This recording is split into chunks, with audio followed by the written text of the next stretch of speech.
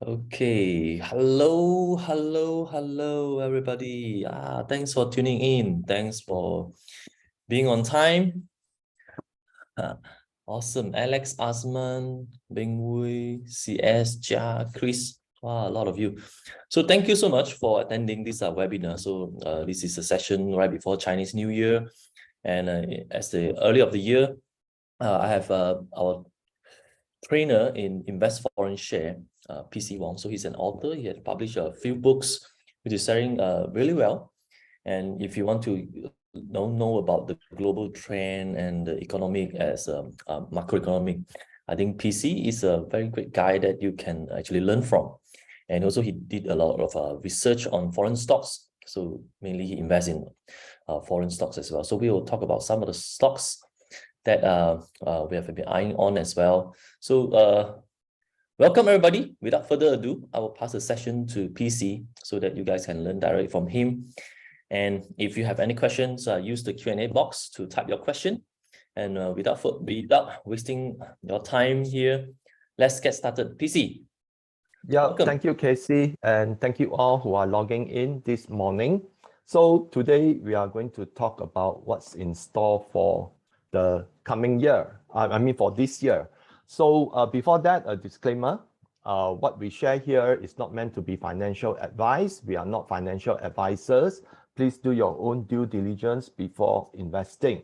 So today we'll look at the major trends that will lead the world economy in 2023.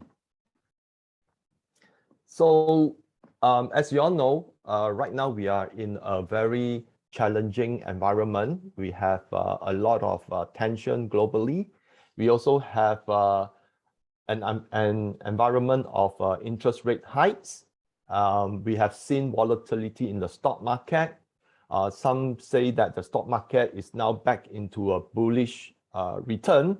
But some would also say that it is a bear market rally, which sometimes can have up to a 50% retracement in the positive side before falling further on. So let's explore what's going to happen, at least in some major sectors that I think would play a very important role in what will allow 2023 to unveil itself. Now, first we are going to look at the IMF forecast. Okay, then we have a session where we talk about inflation and why I think that inflation will remain high despite central banks' attempts to control it. Then we'll talk about the energy crisis, which I think will persist, and the global imbalance in supply and demand. And we'll have a look at the semiconductor industry because this is the most highly contended industry in a tech war between US and China. And then we'll have a look at how the housing crisis has become more pronounced in recent months. In May 2022, I actually did a session on, for those who remember, on the housing crisis 2.0 and the Euro debt crisis 2.0. And this again has revealed to be true. As right now, Europe is facing a lot of difficulties from the sanctions against Russia. Europe seems to be declining more versus Russia, which was the objective initially was to destabilize Russia. But right now, looks like the tables have been turned. Then we'll look at the war of attrition in Ukraine and the financial black hole, because this is going to be one area which I think would hamper Europe as well as the US. And then finally, we'll look at the geopolitics and the game of upmanship between the major powers, especially the alliance of Russia and China versus the US and NATO, and the emergence of BRICS Plus. And lastly, we'll talk about sectors that stand to benefit in the unfolding chaos. So let's look at the IMF forecast. Now, this is a revised forecast in October. And normally where the IMF forecast is concerned, they will never forecast a recession. Okay, they can warn that there's a risk of recession, but they never forecast there's a recession because that would actually send the global market plummeting. So they always are a bit more positive in that a recession elsewhere is going to be offset by a positive development in some other places. Okay, so you can see that their forecast in 2023 would be a decline from 2022 of 3.2% to 2.7% in where the global economy is concerned. And in the advanced economy, you can see that it drops more than 50% from 2.4% to 1.1%. And then in the emerging market, okay, you can see that it is there's no change, 3.7% in 2022 and 3.7% in 2023. Now, I think that likelihood the advanced economy will enter into a recession, and where the Asia and developing economies are concerned, we'll see more damages from the imbalances in the supply chain. There's going to be food inflation, there's going to be energy inflation. So I think a number of emerging economies are going to be hit rather hard. Other than perhaps those countries that have vast resources of commodities, which will actually help to soften the blow. But because a lot of emerging markets, trade depends on their trade with the US, the Europe, and so forth, where they are being hit quite severely. Therefore, their trade with this country will also be impacted, and therefore, we could see that the emerging economies could see their international trade falling as well. Of course, I think China would be the country that will actually help a lot of all these emerging economies, as China is still their largest trade partner, and China's reopening could also help to salvage some of the positiveness, okay, to be returned to those emerging economies. So let's look at what happened since the IMF forecast. Now, on the 3rd of January, the MD of the IMF said that a third of the global economy could go into a recession in 2023. Now, this is the most recent one versus the latest forecast, which was done in October 2022. So where the IMF is concerned, things have become more negative. And according to Kristalina, the top 3 economies of the world, the US, EU, and China, are simultaneously experiencing a slowdown. And I think China definitely has experienced a slowdown in 2022 because of their continual COVID lockdown. But right now that they are reopening, again, as I mentioned, their trade with US and EU could be impacted because of the recession, and therefore China and have to rely on intra-Asia trade, and also trade with South America and the African continent. But then again, because majority of its the high value items, okay, often goes to the West, and therefore if the Western economies are being impacted, it can also hit China too.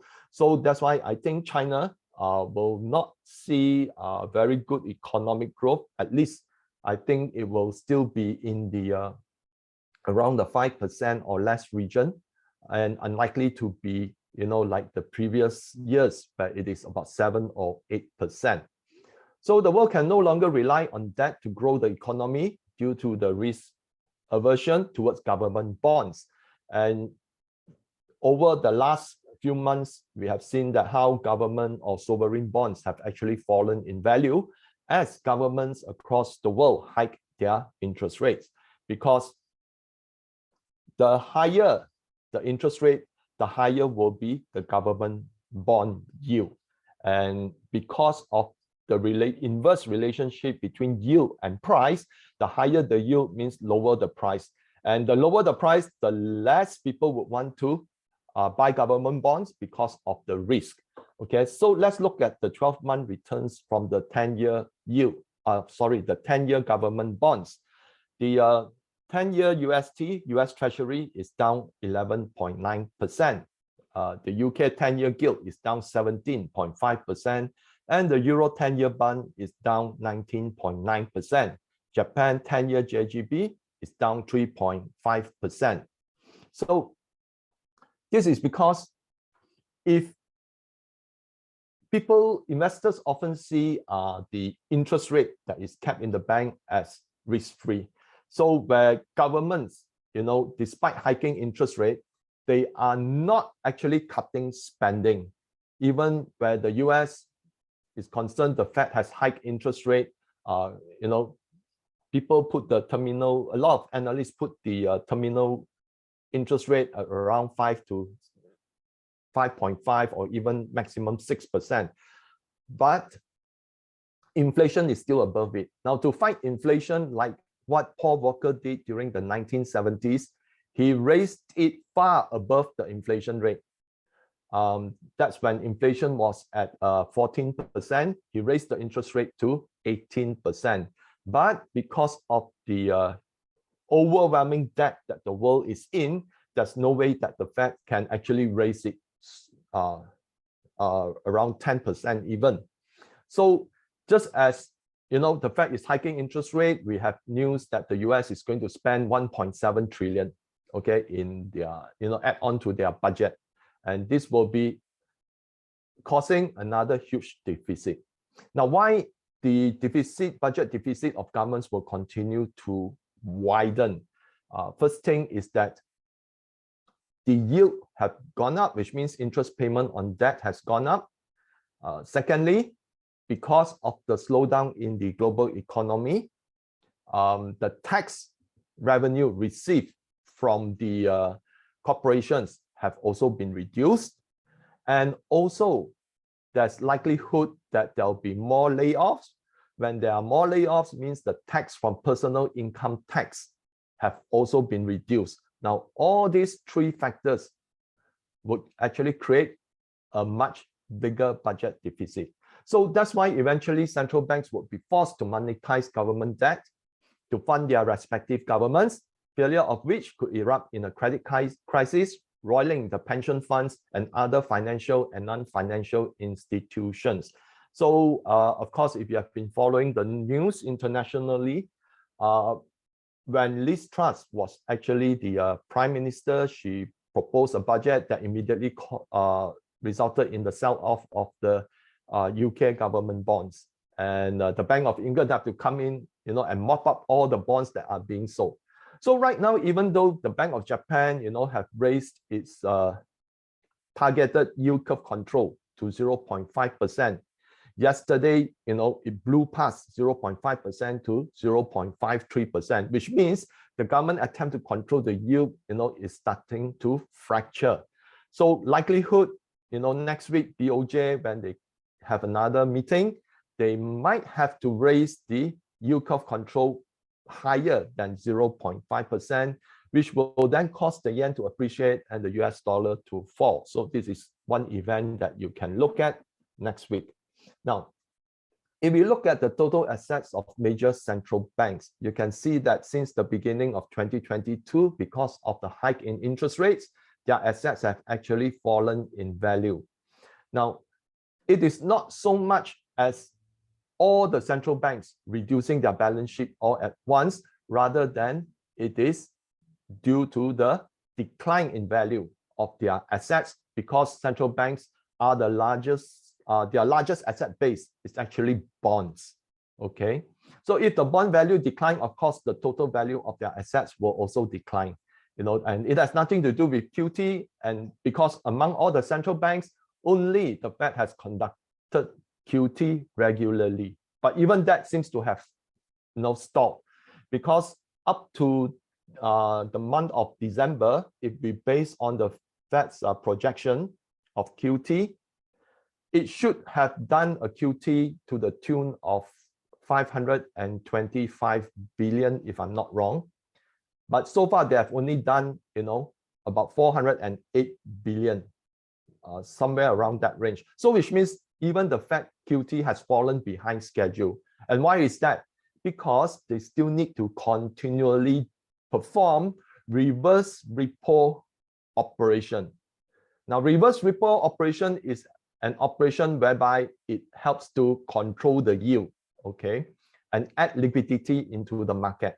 So a lot of people would say that the reverse repo is actually pulling cash out from the market. But actually, if you go into the New York Fed's policy, reverse repo operation is part of an operation that is done by the Federal Reserve to keep the yield within the Fed funds rate. So that means it's another form of operation to control the yield. Why is that necessary? Because if not, the yield would actually balloon up, and the US government interest payment on that would actually go up much higher. And therefore, the necessity to actually undertake, okay, market operations to control the yield. So this is how the global economy looked like at the end of 2021. So at the end of 2021, the data for 2022 has not come out yet, okay? So at the end of 2021, global GDP was 96.1 trillion. And we based it from the period where the Fed began excessive monetary easing, okay, was in 2009. And at that time, the GDP was 60.1 trillion. So total gain was actually 36 trillion in terms of value increase in the GDP. Now, if we look at the total debt at the end of 2021 was 303 trillion.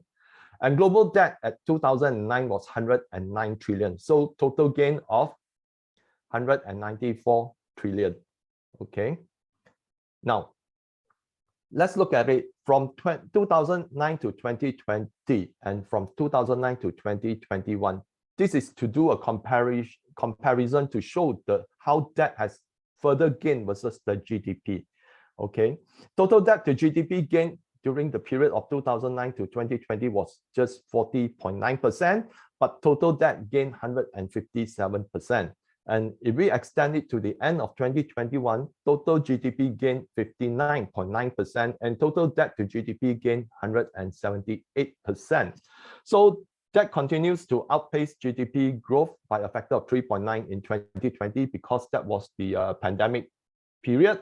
And central banks were actually printing money like crazy to help keep the global economy afloat. But even as the pandemic have receded, the debt growth still continued to outpace GDP growth by a factor of 3 in 2021. So based on this, we can roughly summarize that without continual issuance of debt or the creation of new credit, there is no GDP growth. Now, let's look at the impact of interest rate hikes. What it will lead to is increase in the cost of borrowing, and it will lead to the following: a need to delever from holding high risk assets. And especially where the cryptocurrencies is concerned, throughout 2022, we've seen some exchanges blown up, and we have seen a rapid decline in the cryptocurrencies. So cryptocurrencies are still far away from being a store of value, but purely more on speculation, because we can see how greatly the cryptocurrencies have declined. Now, just as a lower CPI report came out on Thursday, with a lot of analysts predicting that the Fed will actually reduce its aggressiveness in hiking interest rate, and we see a return of speculation into the tech stocks, the meme stocks, as well as in cryptocurrencies. And the other thing, the impact of interest rate hike would be the fire sale of assets to meet margin calls. Now, this is very prevalent throughout 2022, as before the stock market started to decline, the margin debt in the stock market in US was close to 1 trillion. Okay, so when the Fed started to hike interest rate, there were a lot of margin calls and there were a lot of sell off. So the other thing what interest rate does is that it pulls liquidity from the market and lessening the availability of funds for speculation. So interest payment on existing debt of companies also rises, forcing companies to withhold expansion plans and investment to boost productivity. Companies which slowly rely on debt to fund their operations could go bankrupt. And this is even more true for zombie companies here that have no operating margin, but they sell their value to investors by often showing a chart called TAM, total addressable market. So it's something that they predicted where their market share would be, but they have still not gone into achieving any operating margins. Now, the other thing is that interest payment of existing debt of household rises, impacting their livelihood, made worse in the current inflationary environment, which is a stealth tax on disposable income. So, and in times of inflation, companies sometimes would increase salary much slower pace than the inflation because the cost of goods have risen and margin are also being pressured. So you don't see a like-to-like increase, okay, in terms of wages versus inflation. And because of that, a lot of household actually relies on credit cards. They also have auto loans, they have housing loans. So as all this rises, okay, the foreclosures and delinquencies will also rise because of a shrinking disposable income. And because GDP growth has been driven by creation of credit, without credit growth, there won't be any GDP growth. So this is an argument that was articulated by Alistair MacLeod, quite a good economist in the global stage. Okay, so for where he is concerned, because throughout the last few decades, the actual economic growth has purely been driven by debt, as I highlighted in the earlier slide. And if let's say there's no credit growth, then there won't be any GDP growth. And hence, a chance of recession is high. So how do we determine the chances of a recession? If you look at it, this is a chart by Bloomberg and highlighted by Tavi Costa. You can see, here he analyzed, he says that whenever the percentage of yield curve inversions blow past 70%, it has always culminated in a recession. And at 91%, a recession is almost a certainty. So these are all the previous peaks, okay, of percentage just in terms of US yield curve inversion. And it has never failed, okay, to highlight the recessions since the 1970s. So that's why he's very confident that a recession will happen. And the other thing is the US M2 money supply. Now, they use the US as a indication, but because the US is also the world's largest economy, if the US sneezes, the whole world will catch cold. Okay, so no matter how it unravels, as long as it involves the US and possibly China, things will only get worse. If let's say but right now it involves the entire world, because the entire world has been driven, the growth has been driven purely by credit. And right now, central banks across the world are actually hiking interest rate, pulling out the credit, pulling out the liquidity from the market. So, and that's why if this is another chart by Charlie Bilello. You can see that, he dates it back to 1959. And never has it been, since 1959 that the US M2 money supply has fallen into a negative territory. It came close, okay, in several periods. This was during the housing crisis, okay. This was during the first Iraq War, followed by a recession, but right now is negative 1.7%. So this is a very important indicator that the US right now is running on fumes. And because normally the impact of interest rate is a laggard, with the Fed hiking interest rate aggressively during the later half of 2022, we will see a very bad recession appearing by the later half of this year. But the earliest indication of recession is already there. And a recession could happen as late as early as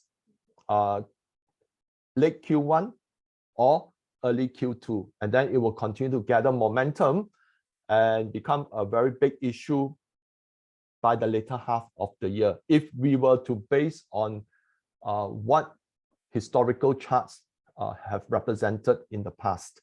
So here's why I think inflation will remain high. Now, global inflation is forecast to rise 8.8%, but to decline 6.5% in 2023 and 4.1% in 2024. Now, that is the IMF projection.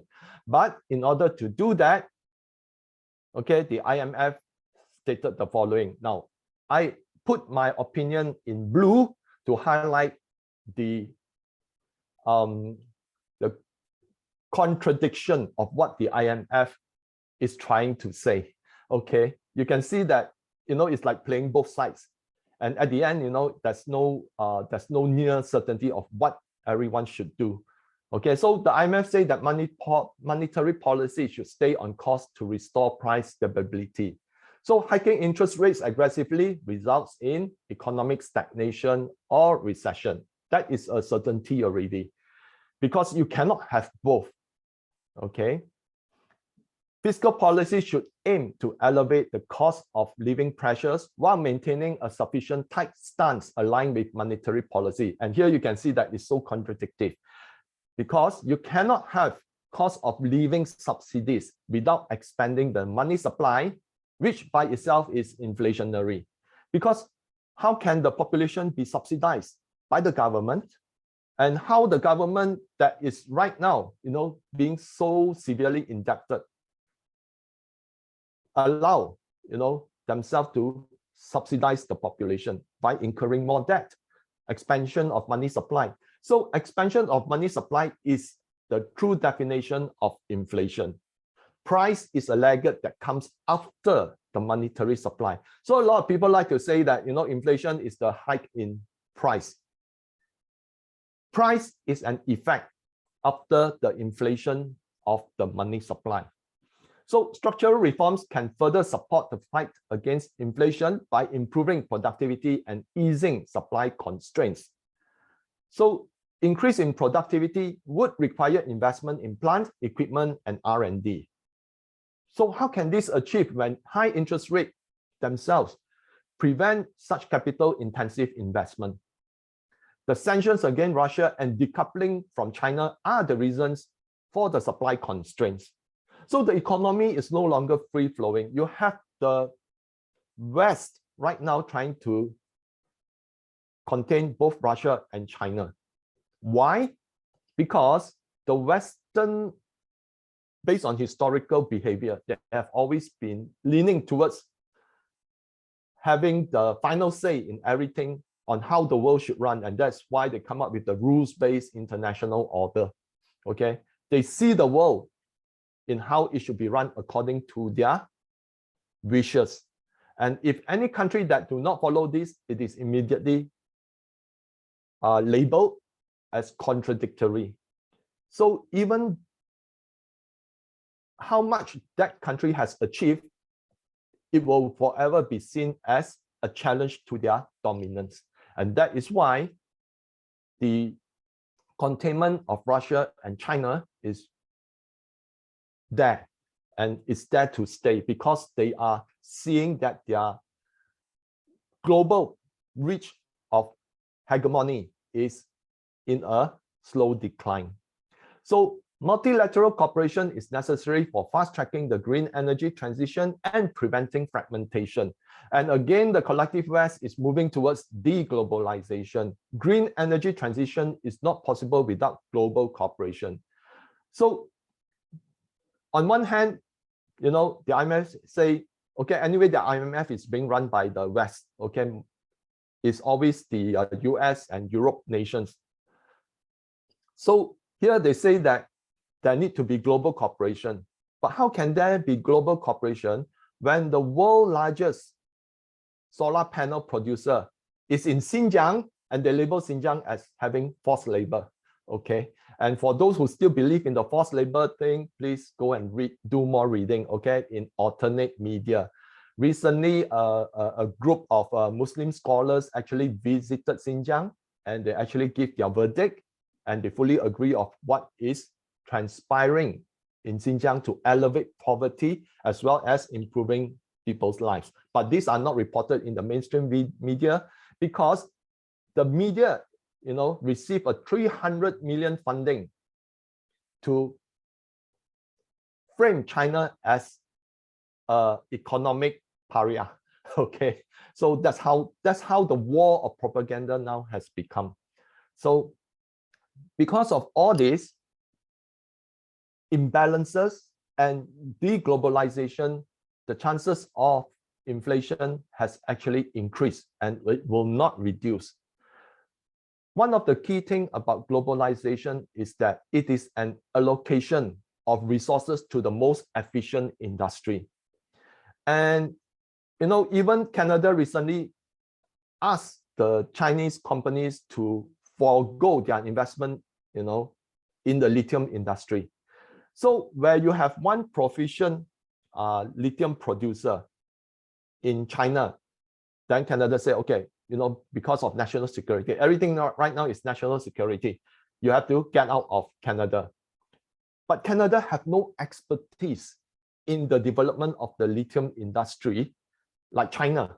So what happened is that they start everything on their own again. So suddenly, where the world needs just 2 or 3 efficient producers, okay, right now there are 10 producers, and more than half of them will be inefficient. So what does this do? It drives up the demand for resources for the same thing, okay? Instead of just having, you know, let's say 3 plants, there's now going to be 10 plants. So all these 10 plants will be competing for resources. And that is why deglobalization actually creates more inflation. So 2 days ago, inflation, where the US is concerned, dropped 0.1% month on month. And suddenly everyone is cheering. So I have a member who actually told me, you know, is there any sense to make any cheer? Because in October 2021, as you mentioned, it was 5.4% inflation, you know, and right now is, you know, is at 6.5. If we added all together the inflation since then, it is actually more than 10%, okay, which is true. And this is what, if we were to benchmark against the 3 inflationary waves of 1970, as Octavio Costa here put it in a nice chart, we are somewhere here. Because the first wave of inflation always give a false sense of security. So what happened is that, you know, the central banks would see that, hey, you know, whatever we have done, inflation has started to fall, and therefore we will reduce the aggressiveness of our rate hikes. So what will happen is that prices of goods will fall, okay, and prices of energy would fall, but there are a lot of conditions that cause this. Number one is that food prices still remain high because it is a supply issue. Okay, energy costs fell because the SPR has been subsidizing, okay, the global energy.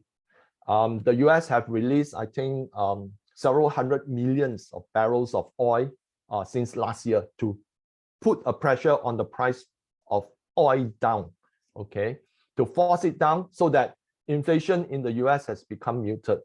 Now, the big question is, what happened when the SPR resources have been so severely depleted that they need to refill, which is likely to be this year, just as China is opening up, which is causing a huge, a huge spike in economic activities. And economic activities are, all of them actually consume energy. So that's why we have not seen the second inflationary wave. And to make things worse, government continue to subsidize the populations due to the high cost of living and bailing out troubled energy companies due to the energy crisis. So, like California recently, they printed out checks to help to subsidize the the citizens there, and then Germany, is bailing. Europe, a number of governments are already bailing out their energy companies because they failed to hedge against the sudden spike in energy cost. So how can they control inflation then? Because all these subsidies come with expansion of monetary supply. So investors continue to shun government bonds, which will force central banks to be the buyers of last resort to prevent a default or a debt implosion, which by itself, again, is expansion of money supply because they have to create the money to buy the government bonds. Okay, so we have not seen the second wave yet. And I think the second wave will come in over the next 2 quarters, perhaps. And that is when the Fed would be faced with tough choices. Hike interest rate even more aggressively and see the implosion of the credit-driven bubble, or save the economy, subsidize the companies that are failing, then we see a second wave of inflation, which will be much higher than the first. Okay, because I think this was what happened during the 70s, lasted about if we see here, this was during the run-up to the Vietnam War. Okay, and then it reached a peak, then it fell, and then it went up again. So from this peak 1970 towards the trough here is more than a decade.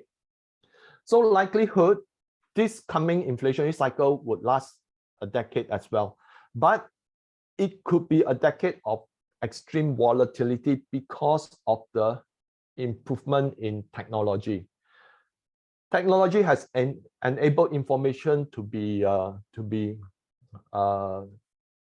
released at a much faster pace, to be shared with people at a much faster pace. So the volatility and the events, that normally from one event to another would lag, becomes a compaction of events. So that's why this year we'll see extreme volatility. That's also we are going to see a lot of false hopes as well. So then if we look at it, how double standard the IMF is.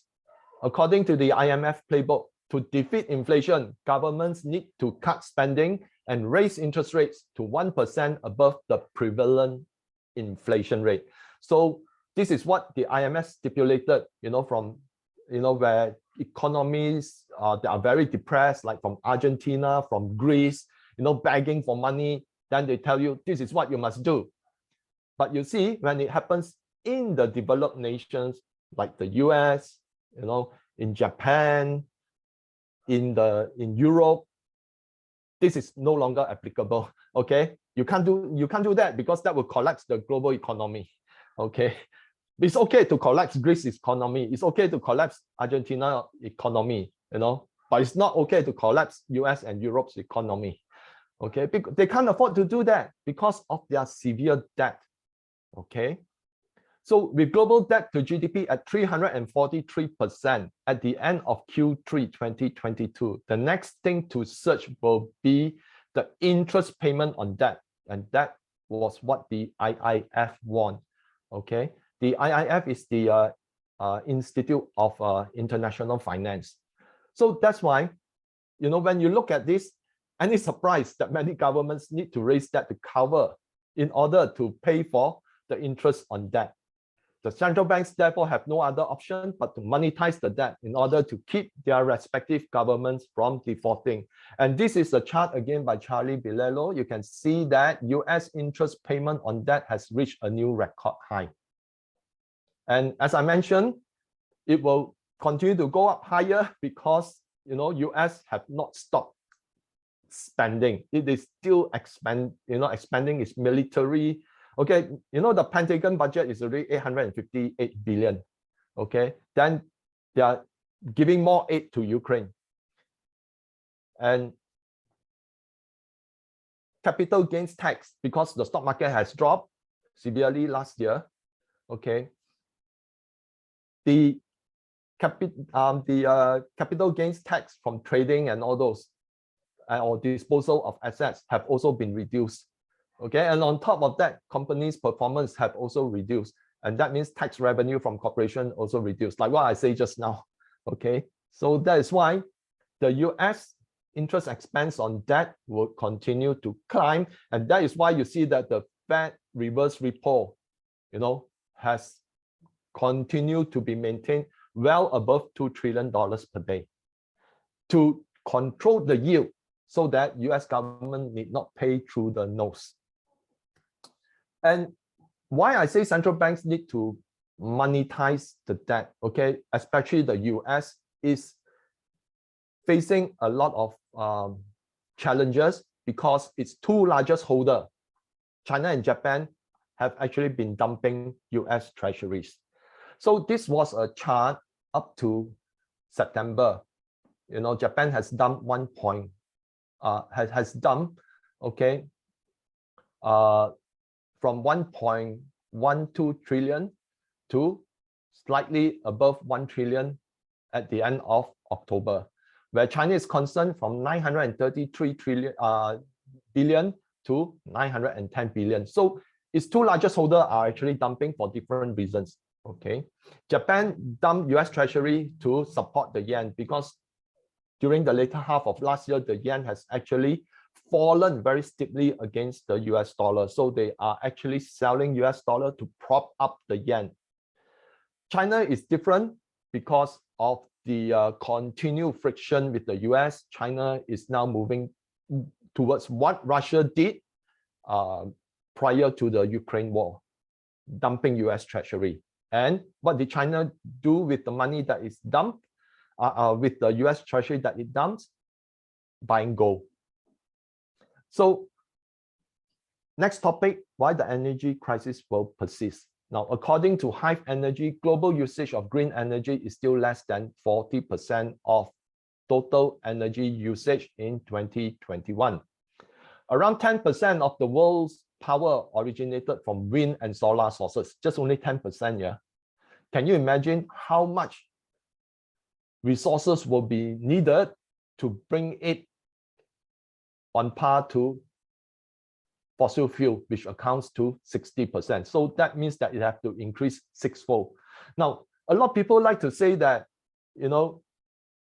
green energy, wind, solar, okay, but people never actually ponder, where does the solar panel comes from? Where does the wind blades that power the windmills comes from? They come from raw materials that must be mined in locations that are far away from a stable green energy source, okay, which means they have to use fossil fuel. So without fossil fuel, how are these materials going to be mined to enable the production of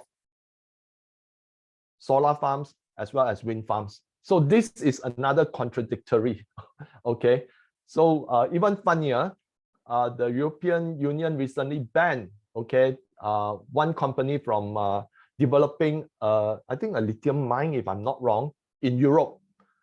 You know, it's okay if you develop it in South America or somewhere in Africa, but Europe cannot. Europe must remain as the garden of the world.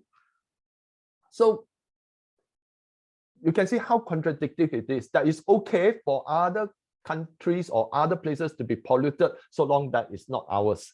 Okay.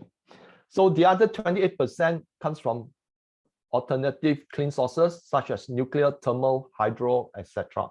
So nuclear actually could be one of the better solutions, okay, if it were to counter the demand from fossil fuel. Nuclear energy is clean, but the setback is that if there's a leakage or there's a contamination, then it becomes it could damage the environment. But right now, the technology with regards to the nuclear power generation is very, very high, and a lot of safety measures have been included.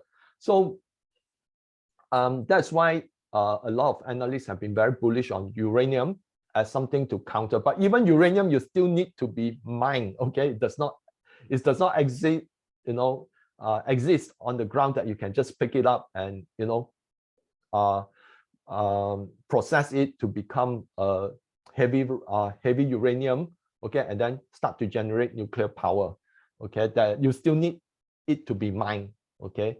So then, of course, 60% is actually fossil fuel. Now, 2023 could see continual high demand for fossil fuels due to the disruption to the EU's renewable energy supplies, drought, lack of sunlight and wind, and closure of nuclear plants. So what happened in 2022, I think, will likely to persist in 2023 because the global weather conditions have changed, not so much as global warming, but I think has a lot to do with the grand solar minima. I think I've talked a lot about the grand solar minima since 2018, where the sunspots have been missing.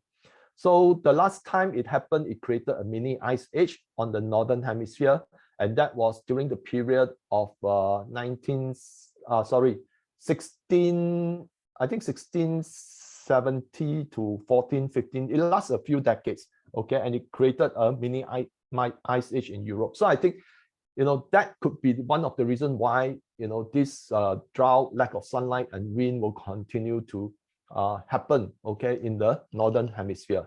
And according to the IEA, the transport sector is responsible for around 60% of total global demand for oil.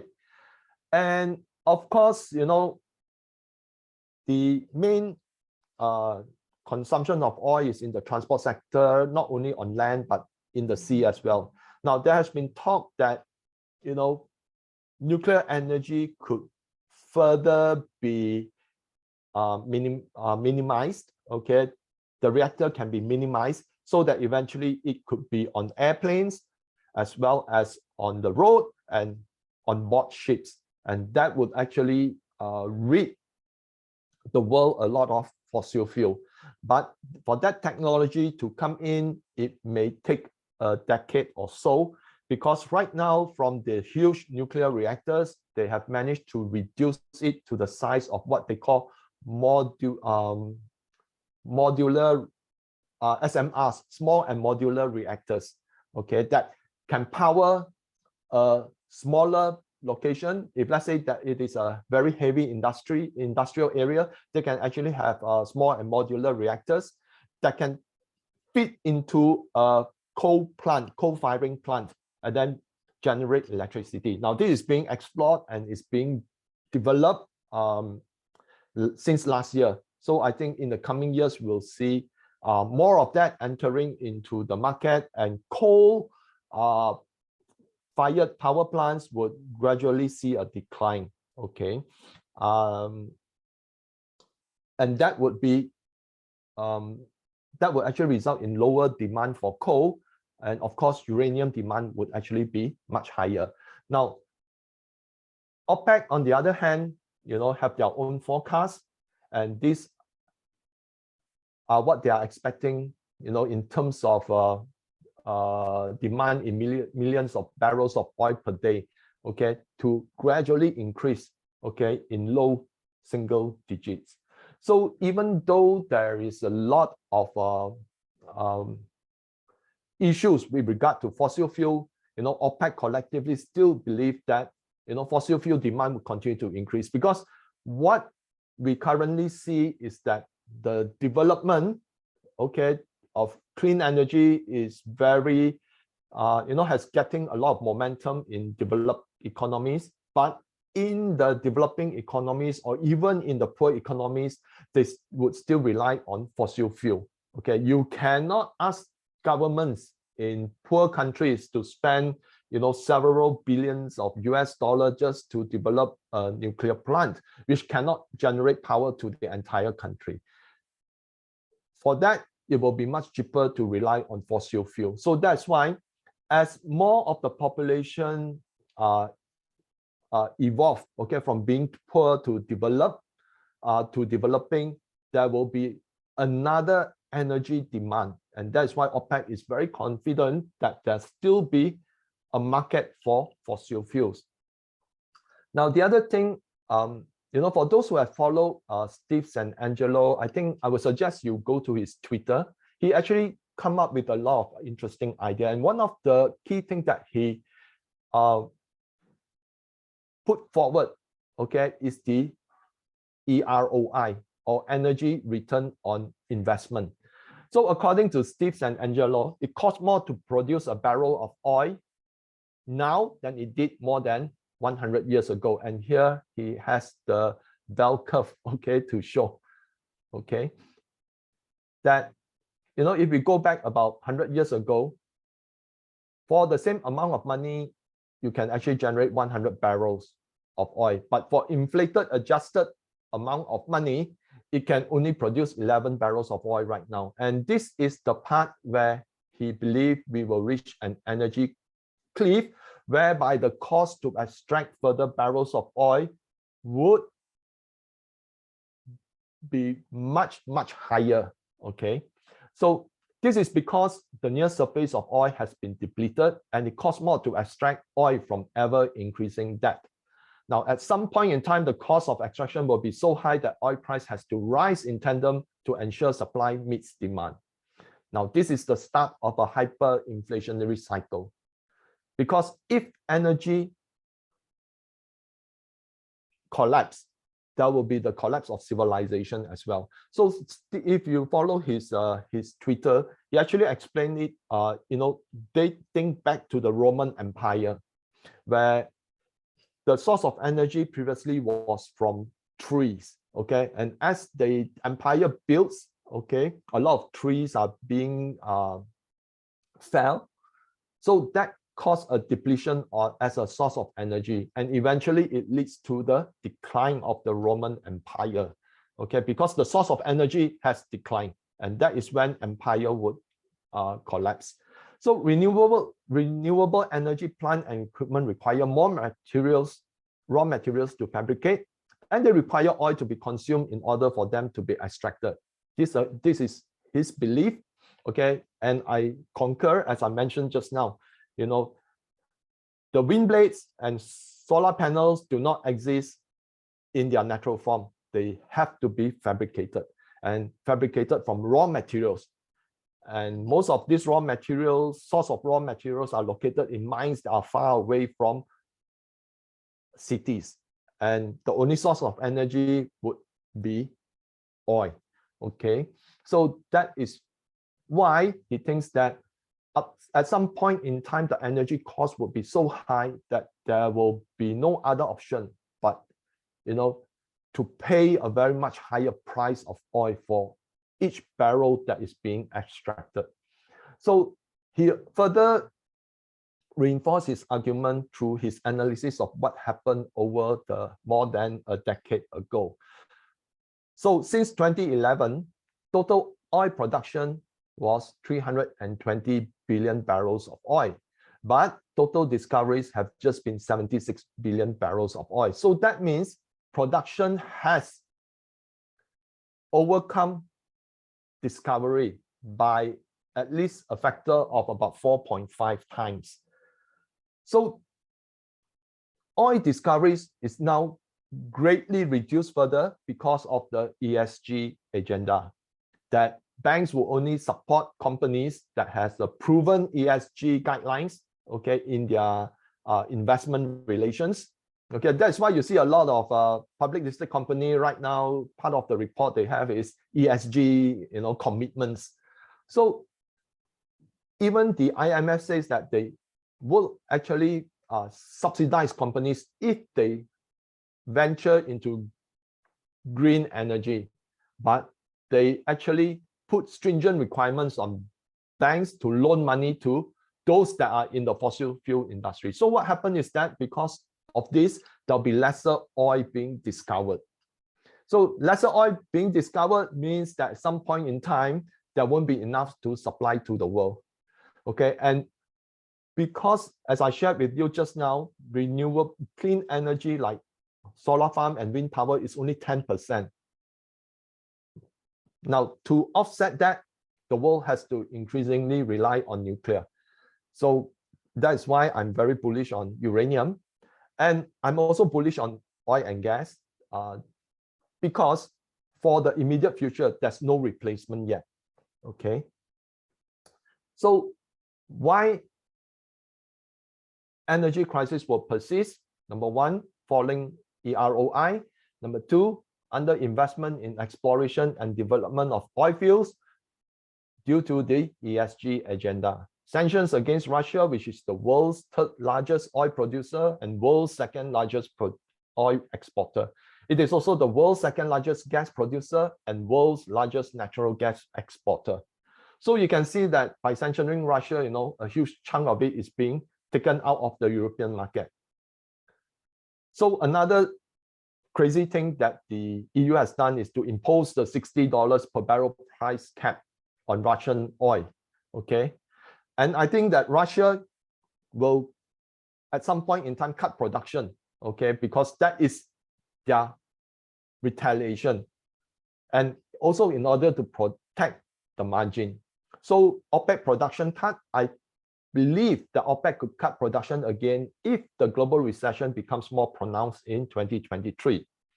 Now, it would want to maintain its margin. It needs the funds to diversify from its oil-centric economy.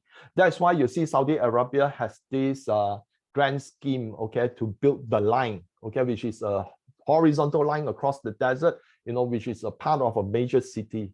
Okay, they are looking into diversifying into renewable energy as well. But the only major resource that they have is oil. And that is why I think OPEC would want to maintain its margin. So if let's say there's a recession, fine, they will just cut oil production, trying its best to maintain the margin, and then oil price would still be lofty. It wouldn't be, let's say because of recession, oil price would suddenly plunge.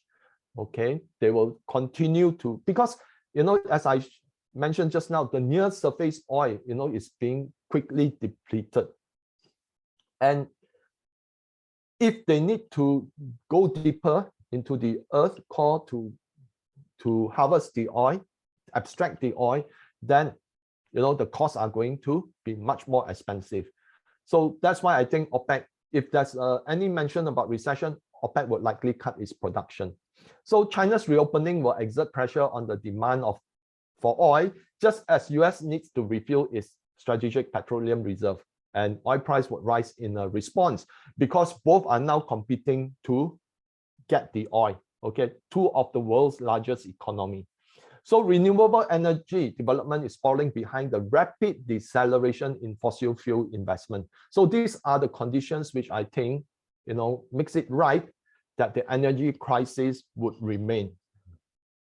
Now, the other thing I want to talk about is the vulnerability of the semiconductor industry and supply chain issues.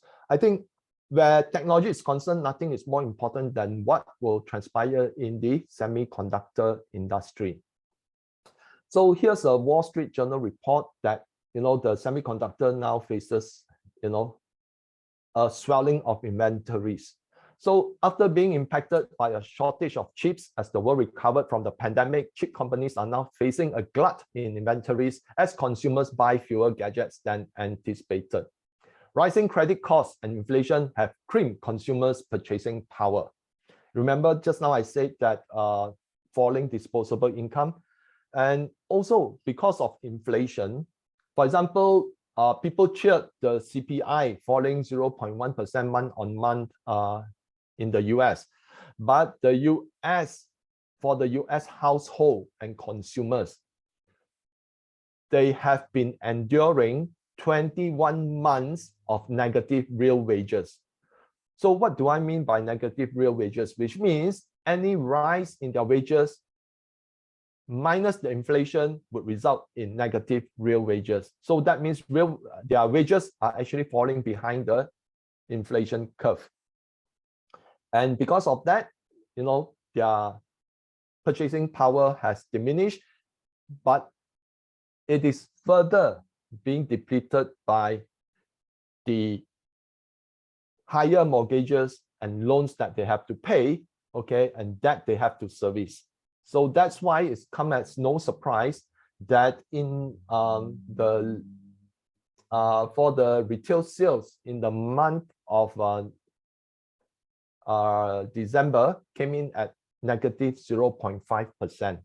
Yeah, so China's market have remained weak throughout 2022 due to multiple lockdowns, and China's mobile phone market tumbled 34% year on year from January to November 2022. I think this year we'll see China's demand for semiconductor would reverse, okay, but because a lot of the Western nations has been disallowed by the Biden administration to sell their chips to China, except for those low-end chips, then I think that the US semiconductor companies may not see the kind of revenues that they have seen previously, okay? So let's look at the changing landscape. The rise of China as a tech powerhouse prompted the US to target China's tech sector by implementing several countermeasures. They include banning the sales of EUVs, which are needed for the development of high-performance chips, followed by the Chips and Science Act, Chip 4 Alliance, and most recently banning the sale of DUVs and high-performance chips needed for the development of AI. Now, the banning of DUVs came because SMIC, using the processing technique through DUVs, have managed to develop a 7-nanometer chip, but its performance is not yet the same class as TSMC and of a lower range, and it was only used in Bitcoin mining, okay, if I recall the news correctly. But nevertheless, it's still it has leapfrogged a lot of the Western nations' expectations that they believe China would be unable to develop 7-nanometer. But right now, I think China is very actively developing the processors so to enable them to actually enhance the performance without needing the EUV. So at the end of all this is that the US objective is to hobble China's chips industry development to ensure that the country's technology remains inferior to the US. Now, this poses a serious challenge for China to realize its self-sufficiency, as it is still a long way off its 70% target. In a report published by TechWire in 2021, China has only achieved 16.7% self-sufficiency. And this is a process made worse by the ban on the sale of chip manufacturing equipment imposed by the US against China. Now, the tech war between US and China has forever changed the semiconductor landscape because more and more they are decoupling from each other. So China consumes more than 30% of the global chips market, and by forbidding companies to sell the high-tech chips and chips making equipment to China, the US is prohibiting these companies to enter the world's biggest market. So here's what I see. Now, if their access to China market is withdrawn, many US companies could see their R&D being impacted due to the lack of funding. Now, when semiconductor company, they develop the next generation chip or even to explore new processes or new material, takes billions of dollars, because it is their hope that once that R&D is successful, they can get the lion's share of the market at a premium price upon the production of their cutting edge product. And if, let's say, this funding is withdrawn, R&D becomes an expensive affair on top of high production costs anticipated, because suddenly, you are expecting that you are able to hit the Chinese market and you see a huge volume of demand, and then you would have the fund to develop more. But right now, you have no access to that market because your premium product cannot be sold to China. So what happened is that companies are often function on a self-preserving attitude. Okay, there is less loyalty among companies towards a government than to their own shareholders, and therefore companies eventually will have to cut back their R&D to protect their bottom lines. So China, on the other hand, need to rely on its homegrown talent and industry to develop the chips industry.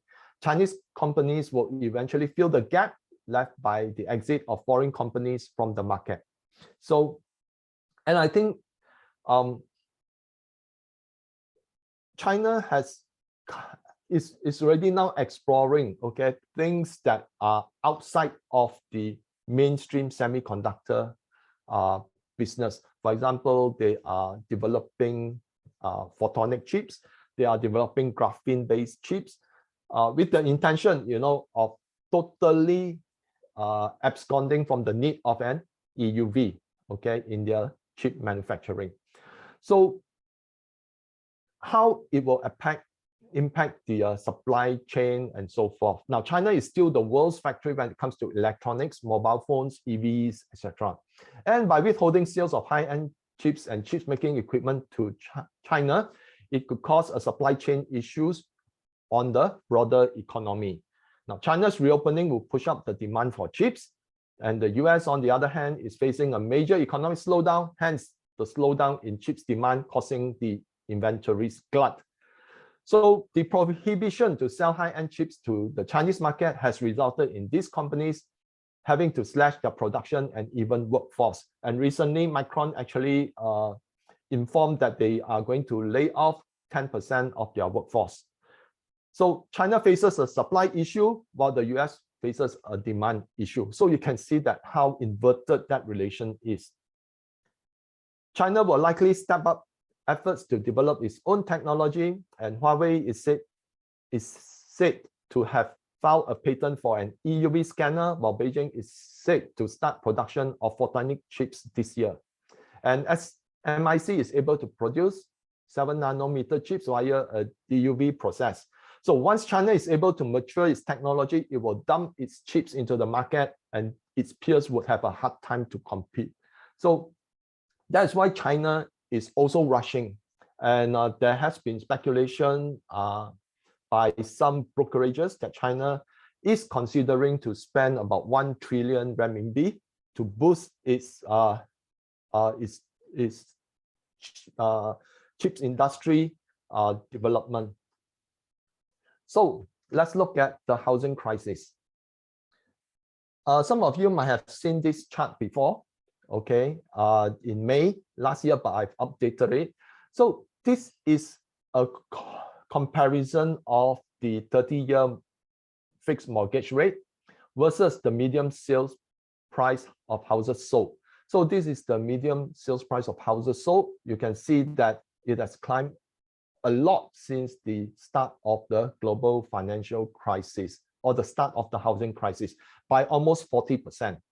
Now, mortgage rate was 6.21% when housing reached a peak in December 2006. And as I mentioned, interest rate is often have about 12-month lagging effect. So by late 2007, we already see the housing market bursting. and that culminated in the global financial crisis in 2008. And currently, the mortgage rate is about 6.63. Of course, yesterday, I think it dropped to about 6.43 or somewhere thereabout, but it's still higher than the 6.21. And not forgetting, this was not the peak. The peak was actually 7%. So that here you can see that interest rate reached a peak, okay, and then it started to decline, okay, and just like now it started to decline, which means that the housing crisis would continue to evolve.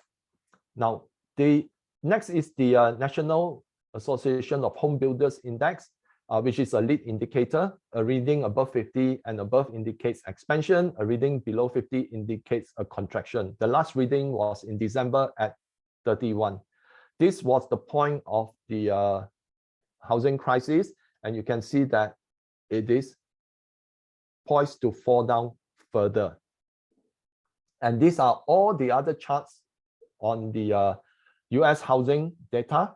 You can see that pending home sales has already far exceeded the COVID, okay, era, okay, and then the global financial crisis. This is on its way, okay, and existing home sales have not yet, mainly because it continued to hover around here because a lot of the home builders have been giving discount to dispose of their inventories. Now, when home builders are giving discount to dispose of their inventories, it goes to show that they are lagging confidence in the market, and this can be seen in the building permits being applied. Okay, building permits is a lead indicator. Again, it is falling. So how soon it will impact the housing crisis? I believe in the next 2 quarters, perhaps, or maybe 3 quarters, and we can see it moving further down. But even before it hits, I think we could face with some serious credit crisis. So the other thing is that the household debt reached a record high in Q3 2022 at 16.51 trillion. Now, this is higher than the peak during the global financial crisis in Q3 2008 at 12.68 trillion. So households right now are more indebted than they were. And that is why I think chances of a credit crisis emerging before a housing crisis could be quite high, okay? And if, let's say, yesterday you follow the Bank of America and JP Morgan earnings report, both have actually accumulated more than 1 billion in credit losses, provision for credit losses, which means they are anticipating something quite bad moving forward. So on 6th of January, the MPA reported that the applications for 30-year mortgage dropped to the lowest in 27 years. So if, let's say, it's dropped to the lowest in 27 years, that predicts all the way, even before the global financial crisis or the housing crisis. And that could only mean that, the existing home sales, pending home sales, new home sales will actually continue to fall. And mainly driven by the affordability of owning a home has now dropped in tandem with the rise in mortgage rates. So let's talk about the war of attrition in Ukraine and the financial black hole. Now, many believe that Russia will launch a winter campaign against Ukraine after moving massive columns of troops and equipment to Belarus. But right now we are into January. We have not seen a winter offensive yet. So, but ferocious fighting in Bakhmut,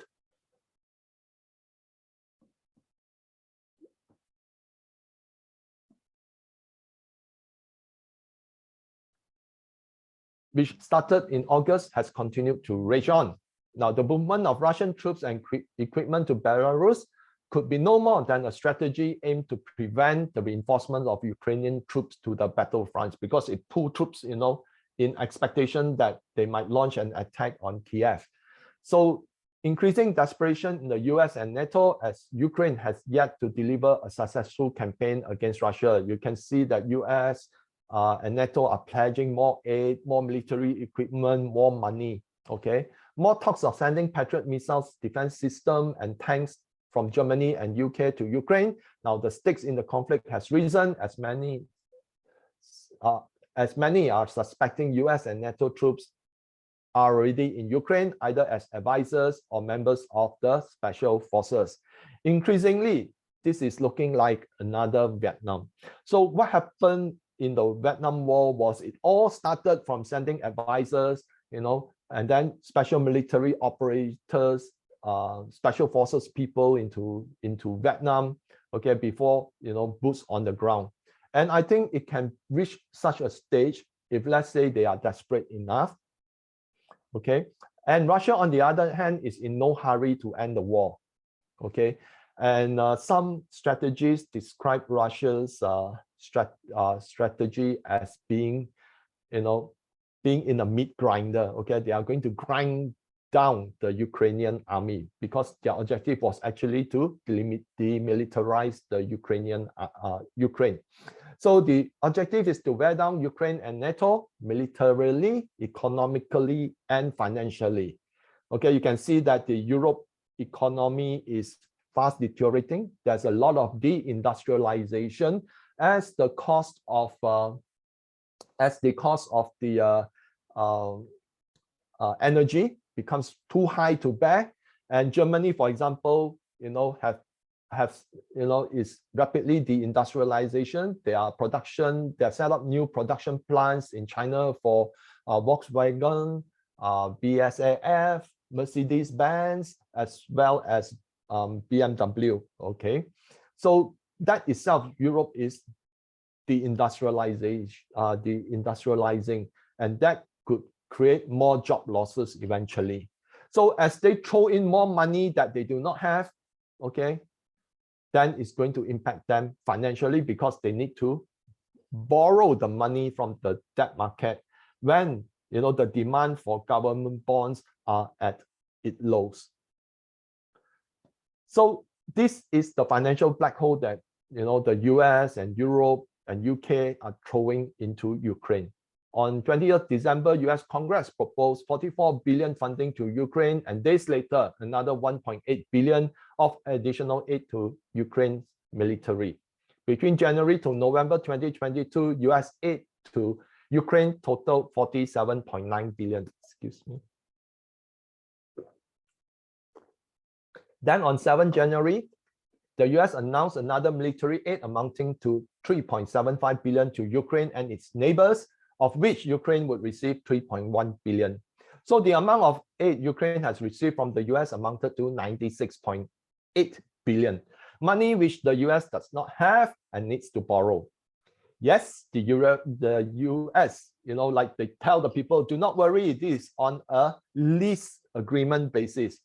So when you lease equipment, it gets blown up, you still get paid, according to the US, and with interest. But it's dependent on the liberation of Ukraine. And from the look of things, Ukraine will end up being a dystopian state. Thus, it will be money down the drain. Because if what the Russia's intention over the long term is pointing towards to, I think they will make Ukraine becoming a landlocked country, which means the most resources heavy area in the southern and the fertile land on the east will no longer be part of Ukraine, and that itself would ensure that Ukraine will become a dystopian state.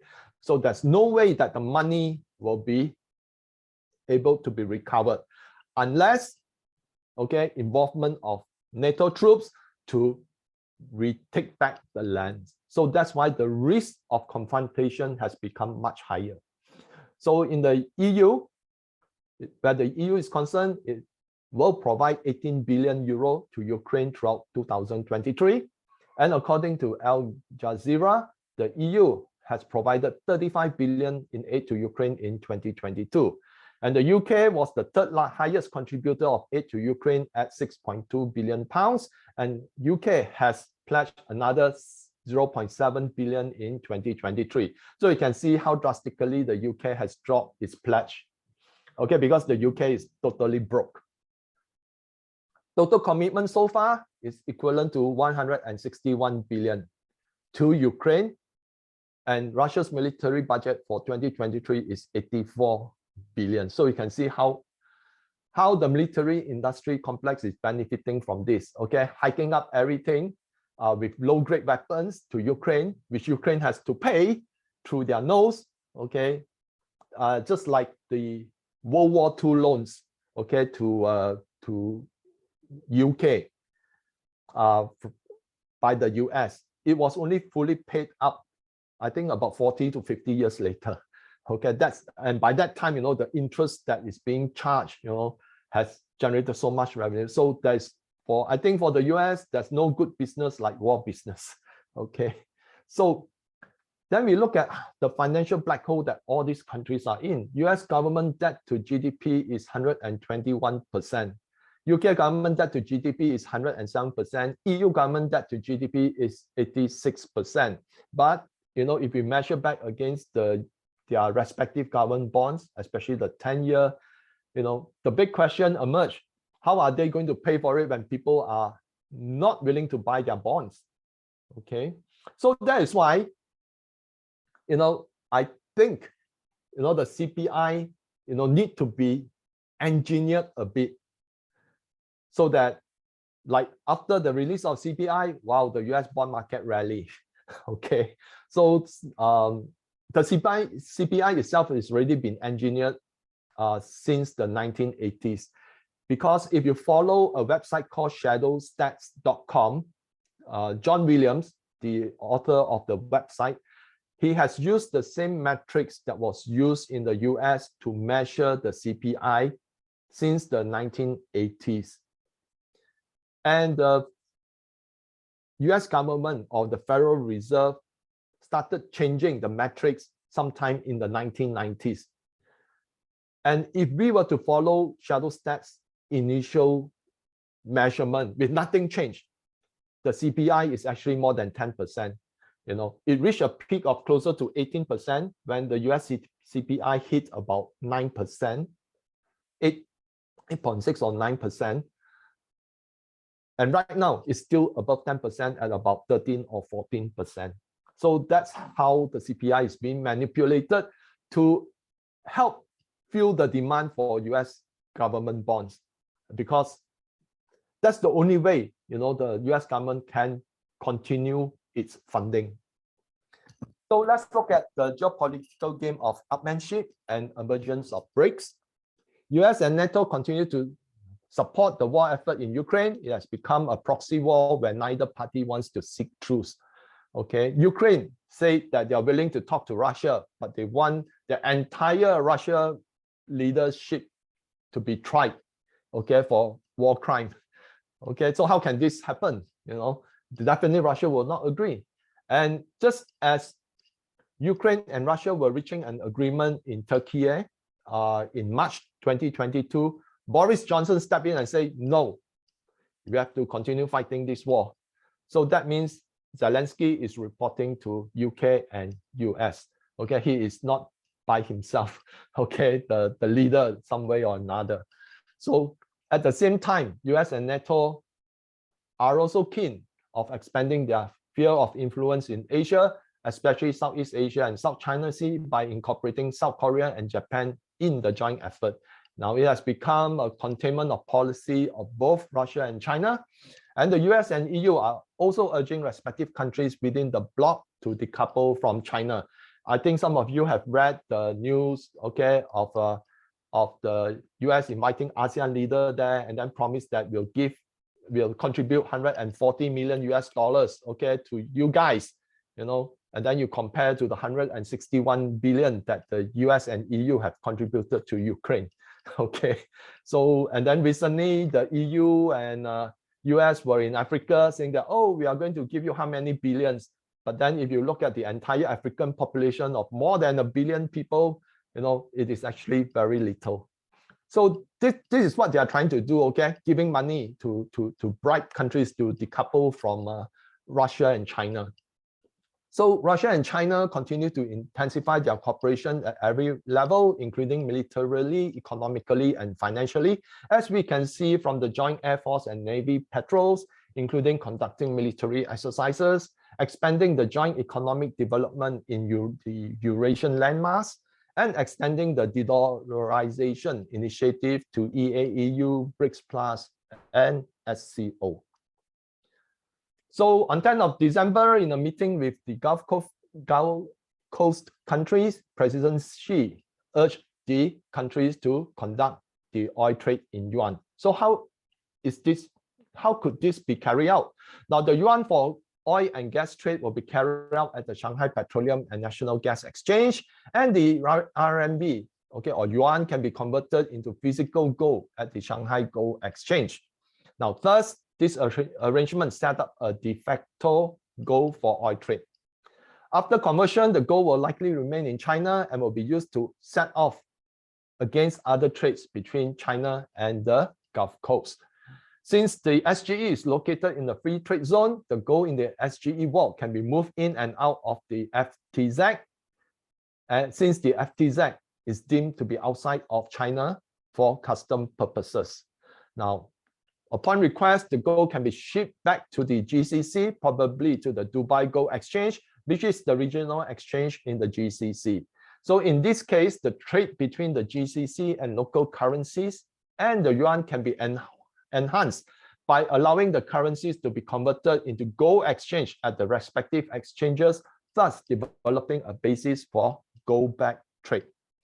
And this could have wide ramifications for the petrodollar. So you can see that, you know, a lot of chess pieces now are being moving across the board, okay, to try to limit the damage of further sanctions against Russia and potential sanctions against China.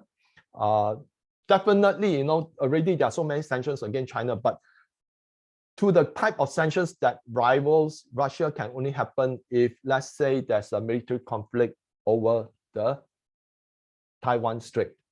Now, these are the proposed BRICS expansion, and this is from a website called Silk Road Briefing.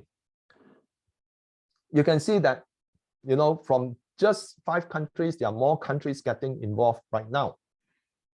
So why is BRICS, not BRICS, why Eurasia, okay, where the BRI is now expanding, so important? Now, in 1904, Halford John Mackinder wrote an article for the Royal Geographical Society titled The Geographical Pivot of History.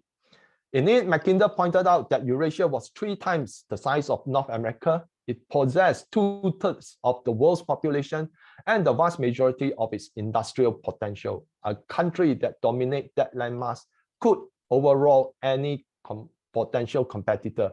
So if you look at it, there's no wonder why the imperialists were involved in colonizing the Asian continent more than a century ago. Okay, because they want to secure that landmass. And that is the biggest landmass in the world. So with the inception of BRICS, a new order has emerged to challenge the rules-based international order touted by the West. So here I equate to do as I say, not what I do, because it's always double standard. Okay, just as they say they want to punish Russia for the war crimes, yes, you can do it, but also having, you know, the US stand for the war crimes in Iraq and Afghanistan. Okay, but you don't see that happening.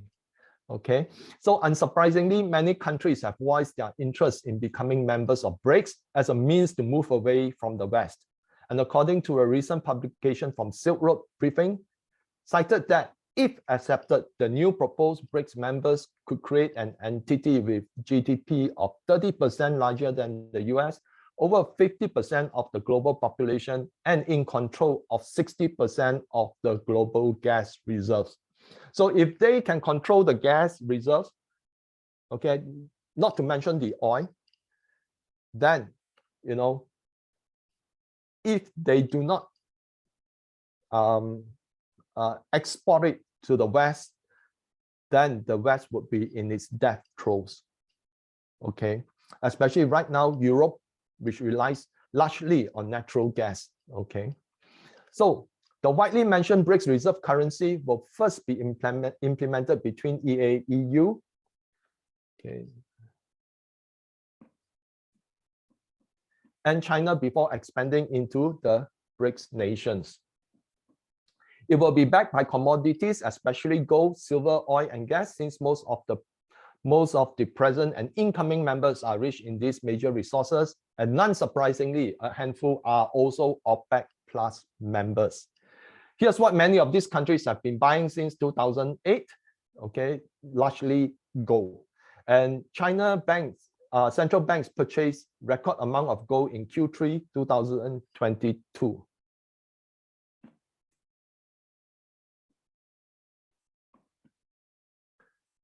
About 400 tons only to be broken by a single month in November for 673 tons of gold. So who was the major buyer? So a lot of speculation was that China is indeed the biggest buyer of gold. And you can see, the difference of what happened in a lot of central banks. Okay, that central banks selling USD versus buying gold from Q3 2004 to Q4 2022, you can see that a lot of them have been buying gold. Now, a lot of suspicion has fallen on the Central Asia and Eastern Europe, as well as Southeast Asia, okay, have been buying gold. Biggest buyer of gold is in Southeast Asia is actually Thailand and Singapore. Biggest buyer of gold in Asia, of course, would be China. But there has been reports that even according to the World Gold Council, Central Asia has been very frequent buyers as well. Uzbekistan, Kazakhstan, so a lot of the stance country, and this is already foretelling something that could happen in the future. So why then we look at the US dollar share of global reserve. Okay, it fell to 59% in 2022 versus 70% in 2002. So in 20 years, its share of the reserve has fallen about 11%. So in January 2023, Russia's sovereign wealth fund will double its RMB reserves to 60% and double its gold reserves to 40%. So that means Russia's sovereign wealth fund would have its assets denominated in RMB. Okay, it not necessarily must be RMB bonds or what, it could be investment in Chinese assets, okay, and such that are denominated in RMB, and double its gold reserves to 40%. So Egypt announced that it will back a portion of its currency with gold. Ghana announced it will purchase oil with gold to stem rising inflation. A shift to trade oil in RMB between GCC and China could have wide ramifications for the US dollar, as China is a major oil consumer. Many countries have local currency swap with China for bilateral trade.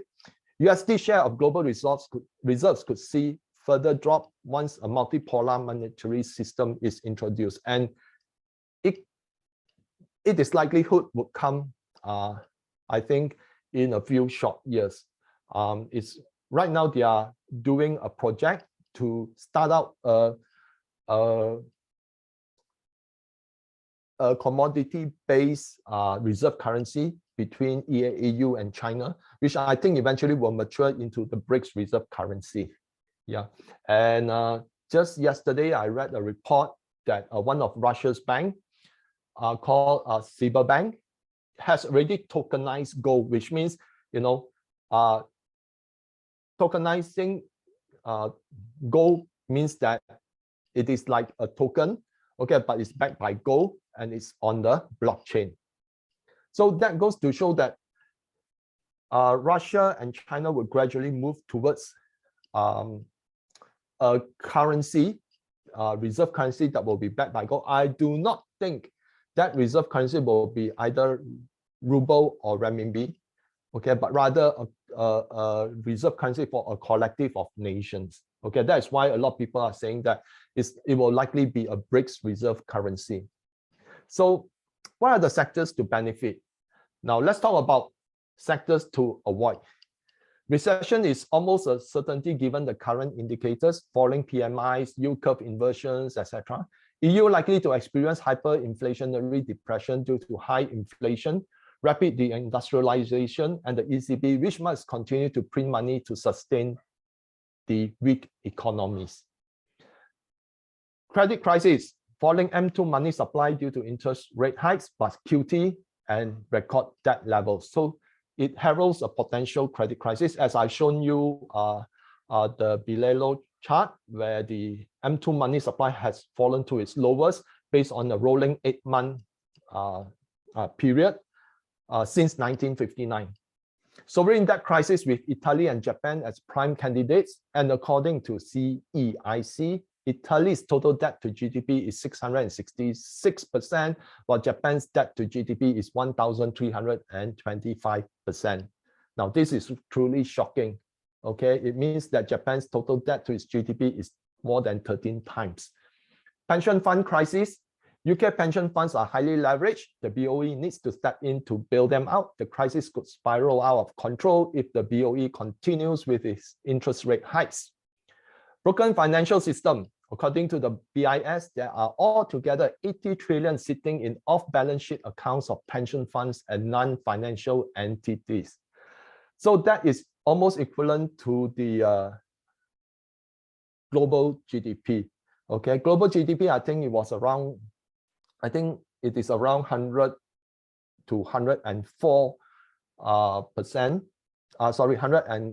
100 to 104 trillion. So 80 trillion means that it's almost 80%, okay, of the global GDP.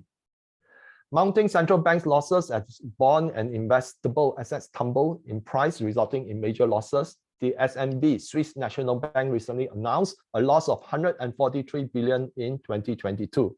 ECB also warned it could face mounting losses based on an FT publication on 12 December, and Seeking Alpha estimated that the Fed could face losses up to 260 billion in 2023 due to its hiking of interest rate.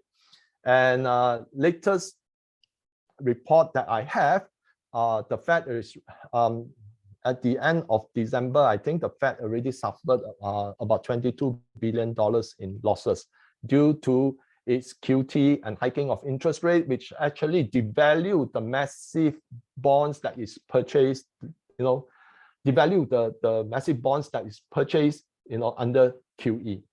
So what are sectors to avoid other than, those that are related to the credit crisis? So yes, semiconductor companies, I think, should be avoided due to loss of China's market share and swell in inventories. Real estate due to potential housing crisis and commercial real estate vulnerability. Blackstone and BlackRock has put a limit on redemption and in some cases outright suspension of redemption. Financial institutions due to mounting risk of a credit crisis. Bonds due to the potential of a credit crunch affecting companies and a sovereign debt crisis that could implode the bond market. So I think, as I showed just now, Italy, for Europe, and Japan, they are prime candidates for such. Next week should be interesting because just yesterday, the BOJ's yield curve control limit at 0.5%, has been breached to 0.53%. So next week, BOJ would meet, and it will be interesting to see whether they will hike up the limit, which will push yen stronger, US dollar weaker, and bullish for commodities. Or to that effect, they say they might reduce QE, which is still bullish for yen. So next week is something exciting to look forward to. In terms of logistics, especially container shipping and land-based logistics due to the threat of recession, except BRI-based land logistics, which has seen tremendous growth as the railway network connecting China to Central Asia to Europe, has been doing very well. Luxury goods and discretionary spending due to falling consumption and rising inflation, and the US auto sector due to falling demand. Already, there are a lot of reports that delinquencies in auto loans in US has been rising, and that is because just a few months back, used car price, have gone to a record high, and right now they are fast tumbling down. So people who have bought used car are now seeing that they have seen their real wages, falling. Some of them could have lost their jobs, and their part-time jobs that they have may not be sufficient to offset the loan. So that's why US auto sector is seeing rising delinquencies. Okay, but what are the sectors to benefit? I think commodities is still the play here. Now, in May last year, I showed you all a similar chart. Okay, but at that time, commodities then was at 0.8. Okay, versus the peaks here. So after almost 9 months or 10 months, it is just slightly higher at 0.85. So commodities is still very, very cheap. Okay. And if let's say the US dollar continue to weaken, then I think commodities would start to move up quite high. So if we base it on somewhere of the peak here, it is an implied 10 times in this regard. So that's why I think commodities are the ones to watch. And commodities, I would say that it ranges from oil and gas to minerals to metals, okay, to battery minerals, precious metals, okay, because the signs are right now pointing that a bottom has been reached sometime in 2020. It has come down a bit, but I think this chart was before the last few days of trading. So I think it would have moved up perhaps to 0.9 over the, last week. So, and I think gold is still a very important edge. And I always want to impress upon my listeners that don't listen to the mainstream media, because the mainstream media is propagandized to prevent people from buying gold. Because if gold price rises, it means the doom of the US dollar. So that's why the entire mainstream media has always been very bearish on gold. Okay, so here I will show you why. Now, the red bar shows the start of interest rate hike. Okay, this is the interest rate below. Okay, this is the price of gold. You can see that when interest rate hike starting here, reach a peak, it comes with a peak in gold price. The same thing happened in 2008. Okay, start of massive, year 2000. Okay, start of massive interest rate hike, leading to the housing crisis, and then more QE, and then gold reach a peak, just as interest rate fall. And then we see it again, okay, before the global pandemic. We have interest rate hike, and then it started to fall because of a ripple crisis.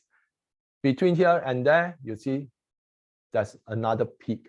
And right now, after they started to say the Fed is hiking interest rate again, of course, gold fell in tandem because of all the heavy bearishness that's in the market. But then after falling, you see it's moving up again. And this was done a few days ago, and right now gold is already at $1,920 per ounce. It has spiked up. So don't believe the narrative that higher yields leads to higher interest, lead to higher US dollar, and then lower price of gold.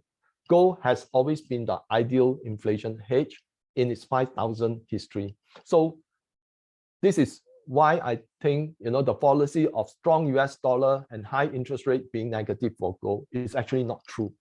The recent sell-off in the crypto market has also revealed that Bitcoin, is not suitable as an inflation hedge. Rather, if we see what we've seen over the last few days, is more for speculation purposes. And if you look at it, the recent price action of gold is totally different from the normal driven narrative. Okay, like from January 2 to 6, yield went down, US Treasury yield went down. Okay, by right, US dollar should go down. No, US dollar gold went up, gold also went up. Then in December 26 to 30, US Treasury yield up, but US dollar down, and then gold still went up.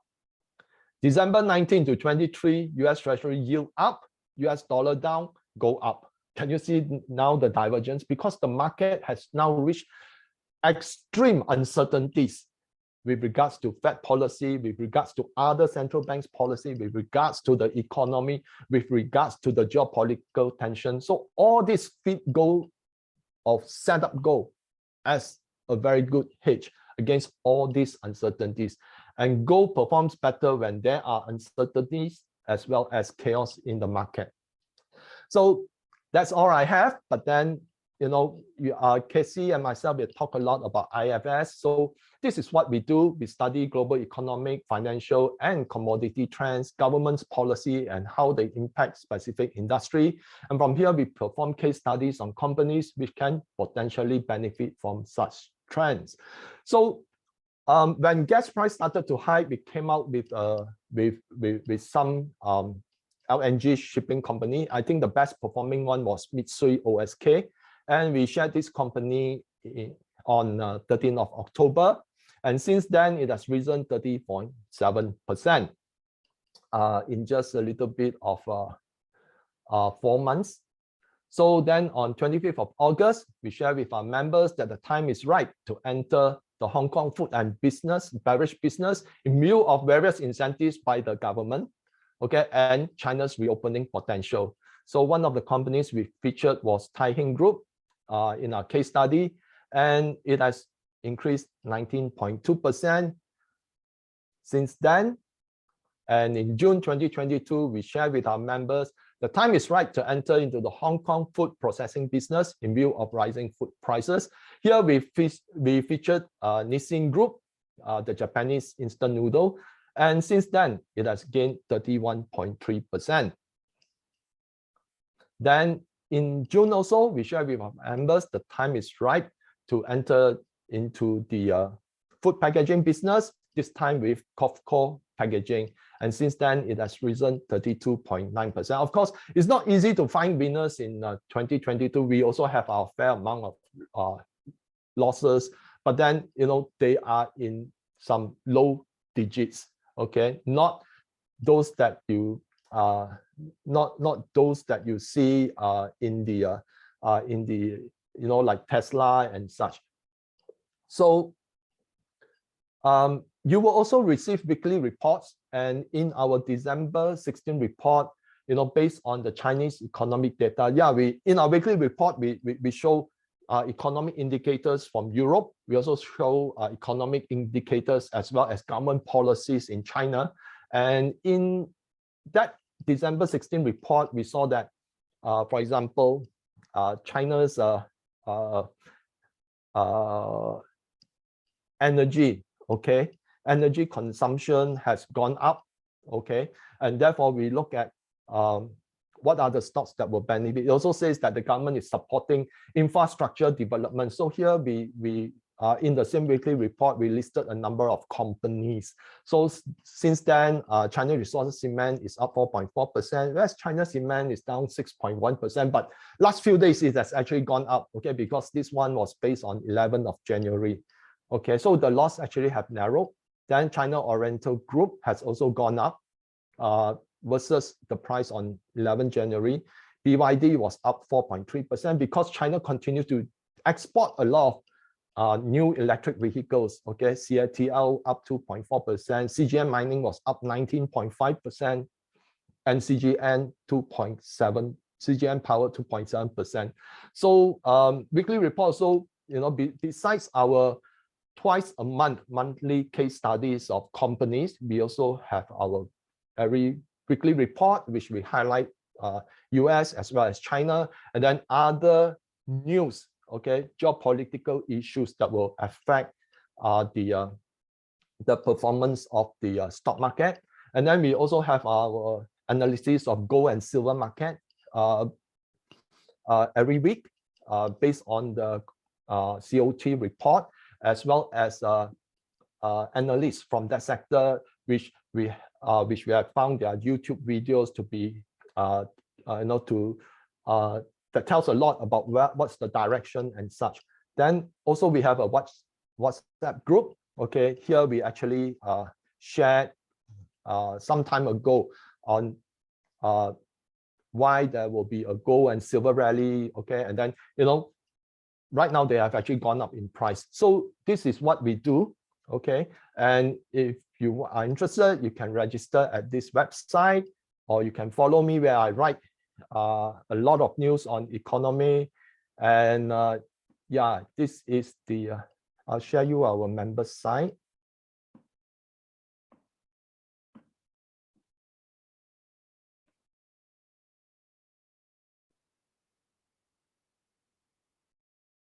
Okay, this is like the members area. Okay, we have talk of all our modules, and then stocks that we talk about. So you can actually, we talk about trends. We talk about in 2021, we talk about Iran-China deal. We talk about nuclear energy, coming uranium market. So there's a lot of information which you can garner. Okay, if you go direct to the website, okay, you can.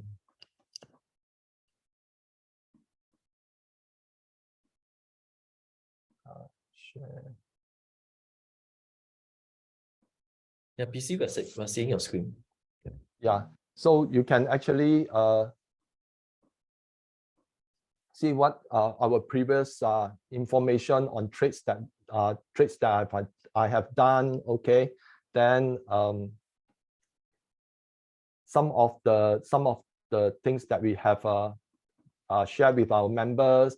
Then we talk about the modules. Okay, these are some testimonies. So feel free to browse our website to learn more. And if you are interested, you can always register with us. So questions and answer session. Okay, awesome. Thanks, PC, for sharing all this information on the update and trends on the market. And also, we just opened up the enrollment for IFS today. So you have a few days to enroll if it is something that you are interested in. So you will get a constant update from PC about the market. So yeah, let's get to some question before we end. Okay, Cecilia, I want to know, like, what does monetized government debt mean? Say, who will buy this debt, and will this always be buyers? Okay, you are correct. You are correct. That means the central banks will be the buyers of last resort. Okay, if there's no interest. So Cecilia, you got that correct. Okay, awesome. Any reason Middle East not increase the oil production and US start back the oil shale production? Shale production. Shale production. So in fact, that's why I recommended you all to visit Steve and Angelo's Twitter. He actually have a sharp chart that shows that US shale is actually in decline. Now, shale production is unlike other production.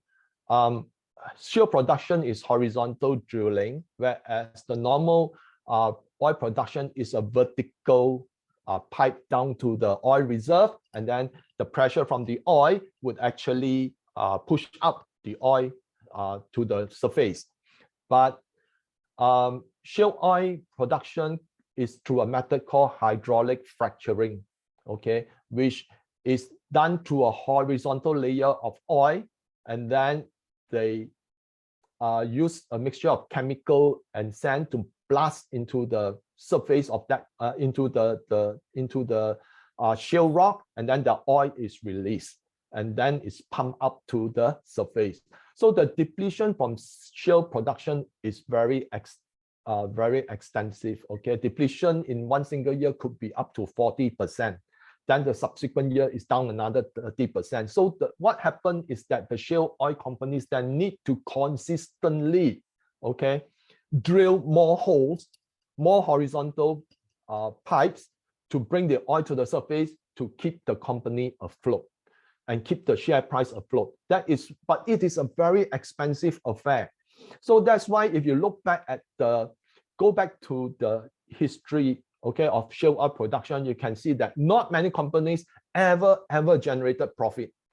Okay, most of them have losses, but because they keep on telling you that they can pump so much oil people continue to buy them, invest in the companies. So a lot of the shale oil producers have actually gone bust since a few years ago. And if you visit Steve and Angelo's website, he'll show you a chart that shale oil production is declining. And on top of that, the Biden admin has also limited permits for oil exploration. So that's why the US production is in decline. Okay. Okay, so thank you, that answers PC. the question. Next question, I think, is regarding the chip inventory when it sell. So Yunsing is like curious, will this accelerate the production of hybrid and electric-based vehicles? Okay, I think where electric vehicles is not going to be too badly impacted by the chips, but for self-driving, perhaps, because it uses AI interpretation of the environment, and it needs high-end chips in that case. Understand there's a breakthrough by China in photonics chip that bypass silicon base and don't depend on ASML and TSMC. Do you have any comment on this? In fact, Beijing is starting production of photonics chips this year, but we have yet to see its result. I think it's still quite in infancy at this stage. More likely, they are going to, they say they're produced, but it's still not a lot of news being released out.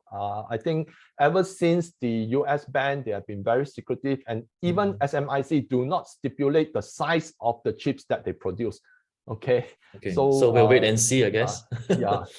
Okay, what will BOJ probably decide to do? Probably, I think chances are high they might want to increase the yield curve control. Okay, because otherwise, the people would have lost faith in the BOJ because it's not fighting inflation. So next week we'll know for sure. Okay. Okay, we'll wait and see too. Cecilia, last question. Would a recession affect the commodities bull thesis? I think if, let's say, there's a recession, the commodity bull would be even better after a certain period. That normally with recession, people will say, oh, okay, let's demand will be down. But let's not forget that the past several recessions, the central banks have immediately started with quantity easing, okay, cutting interest rate. So that's why you will not see a very long lag, okay, between the announcement of a recession and then, an uplift in the commodities. Even when they start seeing it already, they start to cut interest rate, and that will actually devalue the US dollar, and the commodity bull will actually survive. In fact, banks like Goldman Sachs, they are anticipating that this will be a 10-year cycle where the commodities bull is concerned. So if there's not much question, thank you, Casey, for hosting us, for hosting me, and also thank you all who stayed through this period. Do feel free to browse our website, and if you're interested, sign up for our package. Yeah, if you're interested, go to investforeignshare.com. So hope to see you all there, and thank you very much. Happy Chinese New Year, everybody. Happy holiday. Bye-bye. Bye-bye.